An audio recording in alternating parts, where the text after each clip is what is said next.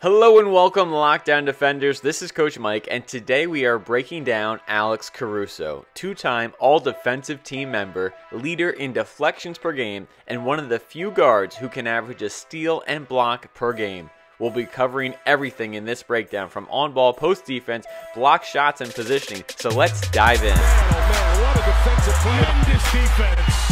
Wow. The first thing to take a look at is his footwork. For a player who ranks high in on-ball pressure metrics, Caruso is always within arm's distance of the ball and is a frequent user of the crossover step, which makes sense. When playing this tight, you will need to cover large amounts of ground to stay in front. And because of his pressure, the counter moves against the crossover step are not really there. Oddly though, Caruso doesn't use his pressure to stand up guys. Instead, he often hollows out, leaving many offensive drivers who rely on physicality lost searching for their balance. And because he is always in front of his opponents, paired with the activity of his hands, he is truly a pest on the ball. Again, leading the league in deflections per game is no accident. His hands are always ready to deflect passes, either recovering over a handoff or ball screen, or reading the eyes of the offensive player and anticipating passing directions. This can be great with any obvious pass you can think of, maybe an outlet pass to stop the break, or maybe reading the offensive eyes when they're trying to set up and run a set play, anticipating where that ball is supposed to go. Or even intercepting one of the slowest passes in the game, a post-entry bounce pass. And those hands aren't only used to disrupt passes, they're used to disrupt ball handlers as well.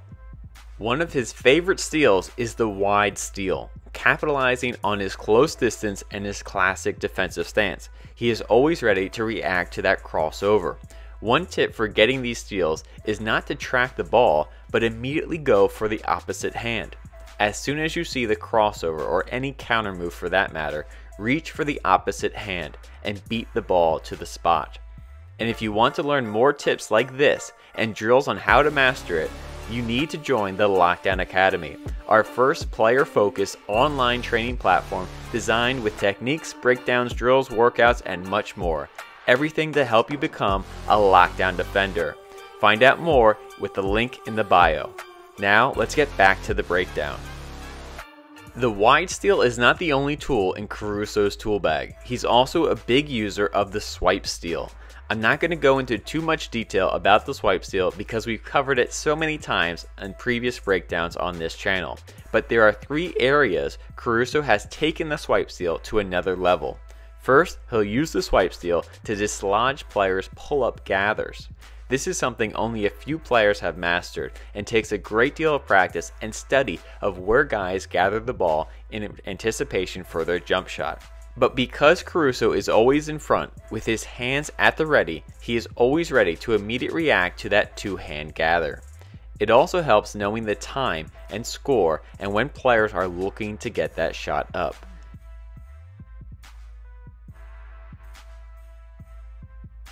But that's not all. Caruso also exploits bigs as they bring the ball down on rebounds or lob passes. And if you try to post Caruso up, he's the best I've seen at using the swipe steal in the post, sitting on the baseline shoulder, forcing the offensive player back into the middle. And because most players don't have a jump hook to go to, he knows they'll have to gather for a fader. This is the perfect time, with hands at the ready above the ball, to swipe down and disrupt that gather.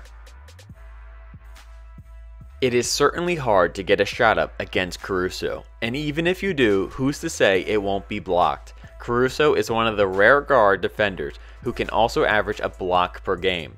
Of course, don't let his athleticism surprise you. He has a great vertical jump, but he also knows how to use it. First, in chase down situations, jumping to the outside shoulder to get to that release. But notice in these clips, the most effective ones come when the offensive player already has a primary defender. This will force the offensive player to finish with their outside hand, which means Caruso can fly by and block the shot. This concept also comes in handy when recovering in ball screens with the big picking up the downhill attack. but most unique to Caruso is how many times he will come down from the gap to get these types of blocks. Watching for when the driver becomes tunnel vision, trying to score and loses vision of him, he will fly down from the top and get to that outside shoulder release. A very sneaky tactic that has allowed him to rack up blocks with minimum risk.